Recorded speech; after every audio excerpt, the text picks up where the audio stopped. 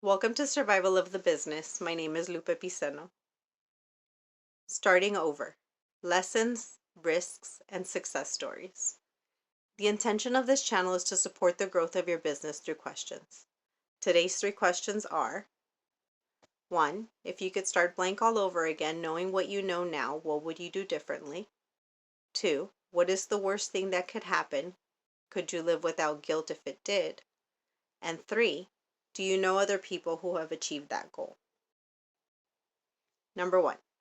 If you could start blank all over again, knowing what you know now, what would you do differently? My father passed away in June. I learned that he lived 10 years longer than his doctors expected him to due to our care of him. I say our because for the last 3 years it was a joint effort between my mom, sister, and myself. I would have loved for him to see how this channel grows over time. What would I do differently? Start the channel sooner. 2. What is the worst thing that could happen? Could you live without guilt if it did? In 2017, I started selling life insurance. My goal was not to retire my parents as most people wanted to, but to travel with them. To Italy, to be specific. Why Italy? That's where our last name comes from. For years, it was my dream to take him.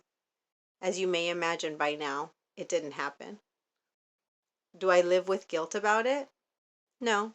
I got to spend his last few years as his caregiver, and as difficult as it was at times, I wouldn't change anything about it. Do you know other people who have achieved that goal? To travel with their parents? Other than my siblings? No.